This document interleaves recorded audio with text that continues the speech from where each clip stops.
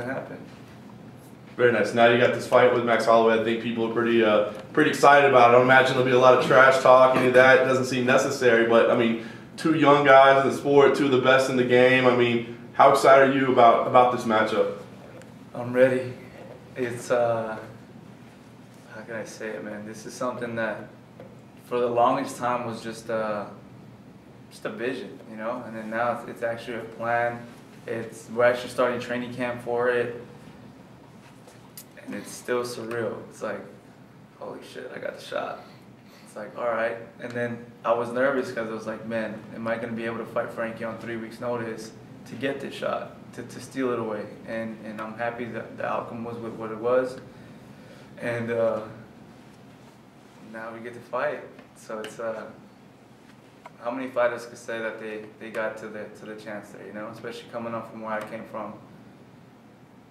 Something bad could happen after this fight and never fight again, and I can just say, you know what? I can tell people at least, hey, I went all the way undefeated to the belt, so I'm already winning. You know, the belt is just something extra.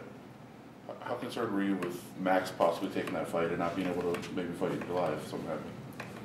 I wasn't concerned because I was just like, he's gonna have to fight me no matter what. Now it's just a matter of how much off time do I have? And if he did become champion, then you're like, I still got a guaranteed title fight. Now it's just a matter of who is it going to be against. So I wasn't too concerned about it. I was a little upset that, because I was like, his foot's hurt, he's not going to take it. And then he took it and I was like, but I can't hate on it, you know? Like, me and you were willing to do the same thing where a lot of other fighters were not.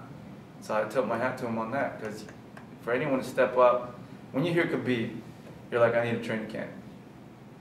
And then they gave us 6 days. And we weren't even training. So it was like, he was down, I was down. Because he's champ, Dana White did tell me he has priority, obviously. And he was just waiting to hear his call back. And he took it, and, you know, the commission pulled him off from, I guess he was declared unfit to fight. And I was in New York waiting for that situation. And I was not eating on purpose, you know. I was putting things, I was eating pizza, but I wasn't. And then, but Thursday night came, and I was like, I'm not getting it. I was like, this guy's making weight tonight. So then I went to Junior's and I had some cheesecake, and I kind of like ate my frustrations away. And in the morning they called, I was like, he didn't make weight. I was like, no. I was like, oh well. If you hadn't eaten, would you have taken it on a day? Well, they didn't call me, but I was gonna reach out, but then they realized you have like an hour and a half to make weight, and for me it was like, cut 15 pounds in an hour and a half I don't think it's gonna happen. Yeah, it just wasn't gonna happen, especially after that cheesesteak. Or that cheesecake. How was the cheesecake? It was good. I had the strawberry one, I had the regular one, I had the blueberry one. I heard it's the best in New York, so I was like, I can't just have one, I gotta try all the flavors. Which one was the best one of the three? To me, I love the strawberry one. Yeah, the strawberry one just was different. I always loved strawberry cheesecake growing up, and when I tried it over there, I was like, damn, I miss it.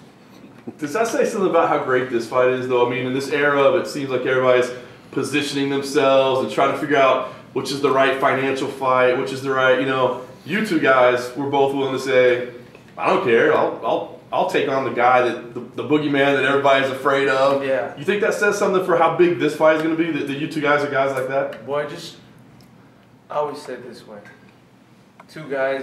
You have two guys that are down to fight. He's not a point scorer, I'm not a point scorer. We want to get in there, and at the end of the day, we want to finish each other, which means we got to hurt each other. And for me, that makes the best kind of fights. When you got two guys who really are going for it. This guy's a champ, and he still goes for it. That says something a lot, because you see a lot of guys, they earn their way to the championship, and then they play it safe to keep it. He's going all in. I'm all in. I've always been all in. If I ever become champ, I'm still going to be all in. So I just think that makes a great chemistry for crazy fights. And that's hopefully what we can give the fans July 7th. How would you describe what your win over Frankie meant?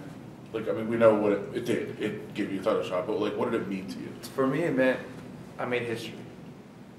I'm in this game to try to make history. I made history when becoming the first fighter to ever have 4 third round consecutive finishes. And I was like, okay, I'll take that record. It was a weird record, but I'll take it. And then we had the Cub fight, and then I was like, okay, now I got to prove to these guys I'm not just a third, like a third round luck charm. And I got that fight out the way, and the Frankie fight was like almost like similar to Khabib. The Khabib thing was because you have 3 weeks to train, and there's this huge pressure on you're a finisher, and this guy's never been finished. So my whole thing was like, I want to be the guy who finishes him, and it's just crazier that it's on 3 weeks' notice that I didn't get a full camp. And for me, it was just it proved what I'm capable of. It proved to me that sometimes training camps are just hypes. If you're down and you fight well, you'll go in there and you do what you got to do.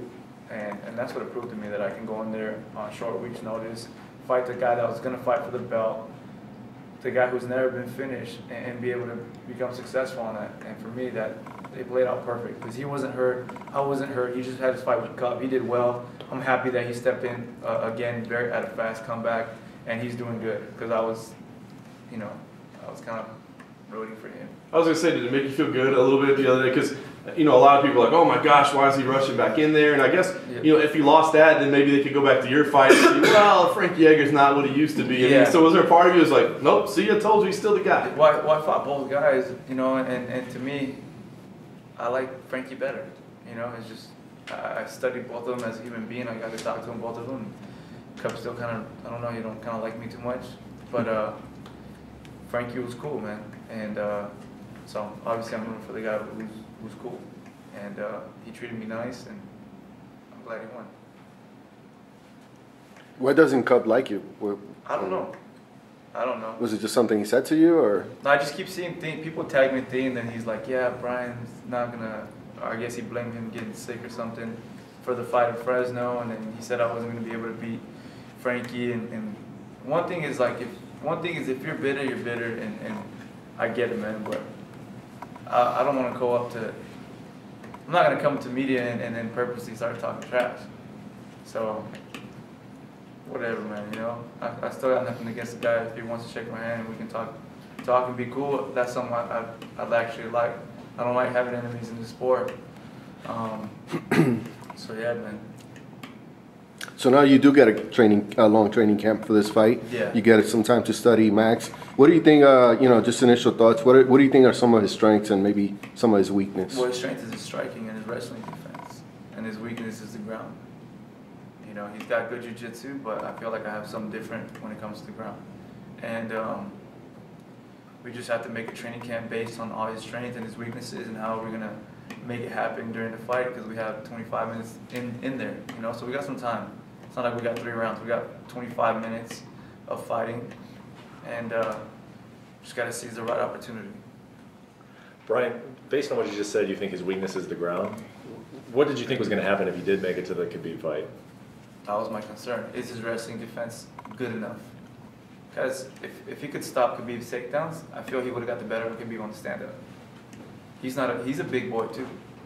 So it's not like, oh, everyone looks at featherweight. No, if you would have seen them in the cage, you would go, damn, he's a featherweight. It would have just made you question it. He's a big boy. But the real question is with anyone who fights Khabib, if he gets you on the ground, what are you going to do? And so far, he's been able to get everyone on the ground and just destroy them.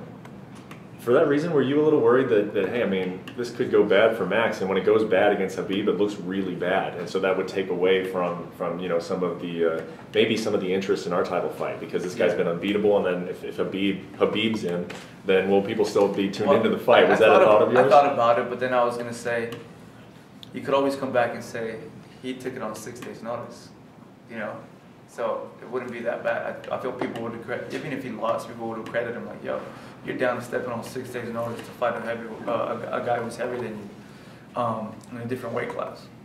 So I feel like he would have got more credit than discredit, and it still would have been a good build-up for the fight, you know, because he's just down. You've been so effective on short notice fights.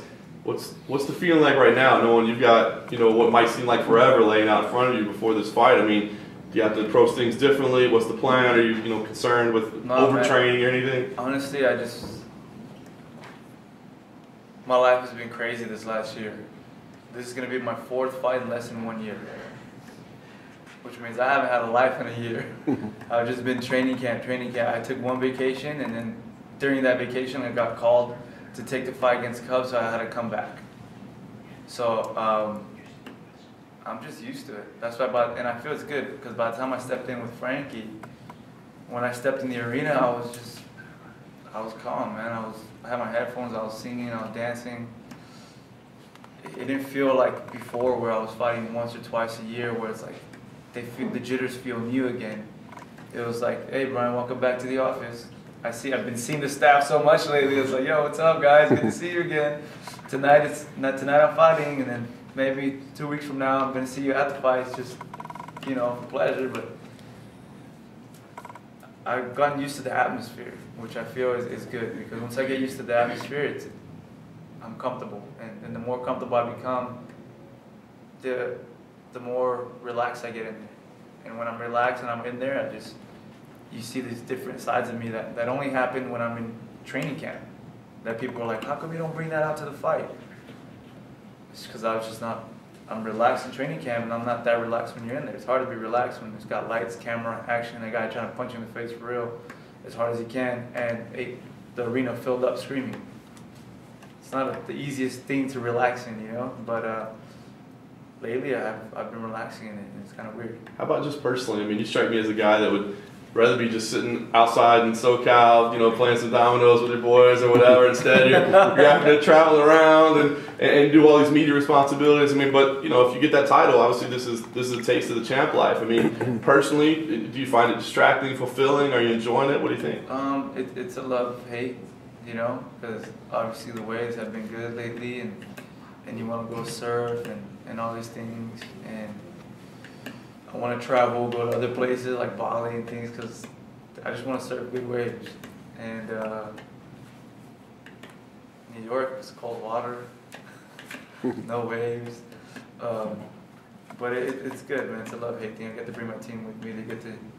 I don't just share these things alone. They come with me and they fly out, and we just cruise the city together. And I saw a lot of things in New York that I didn't see when I went to my first time in New York. And it feels good to have your friends with you.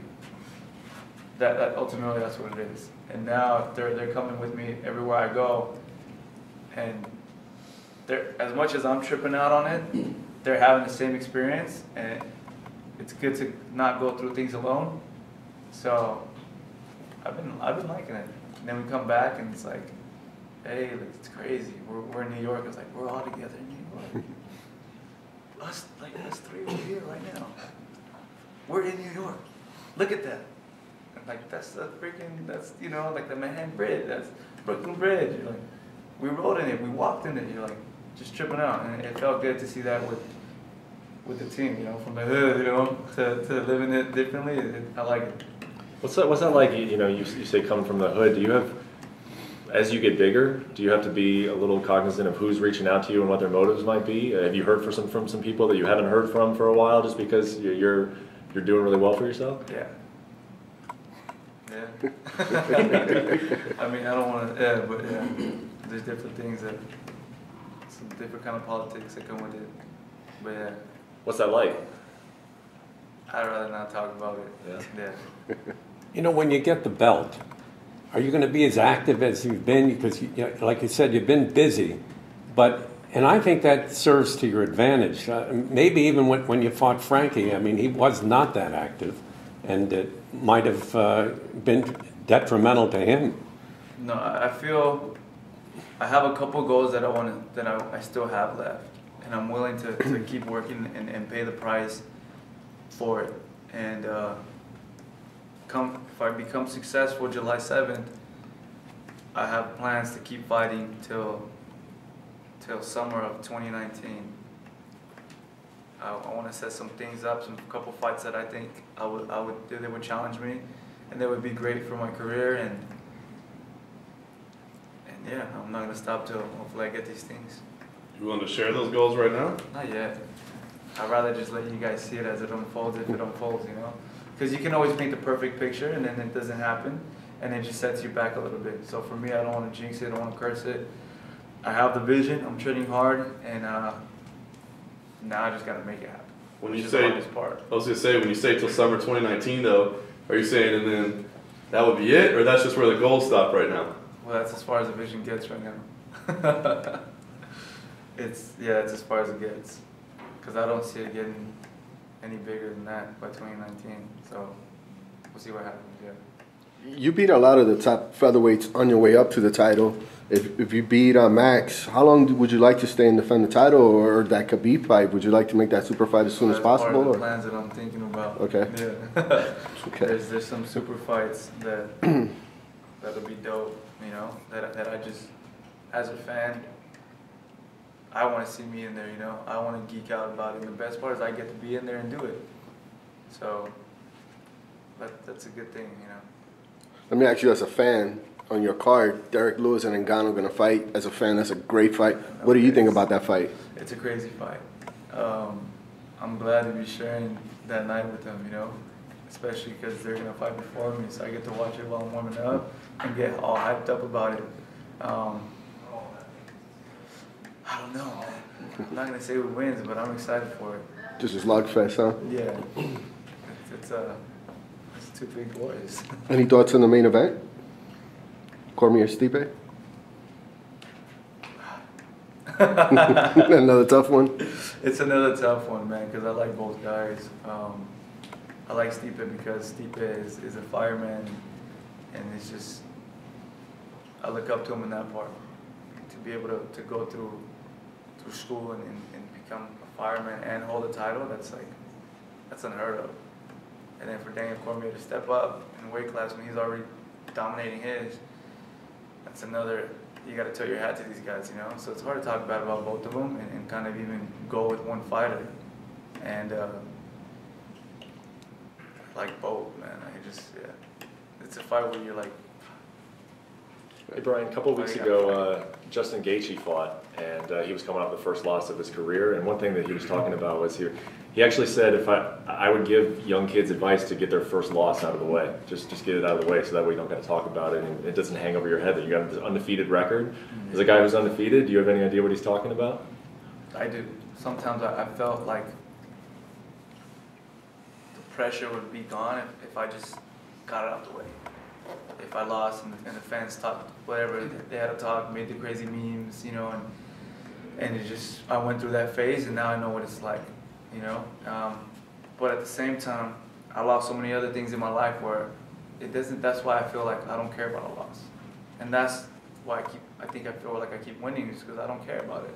You see me down 2 rounds, I just keep fighting because I love it. And I want to finish you, I'm in your face.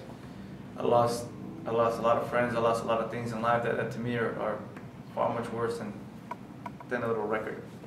Just says, and won, you know? It just means you lost a fight, but life in general, you know, I lost so much other things that I don't really care for.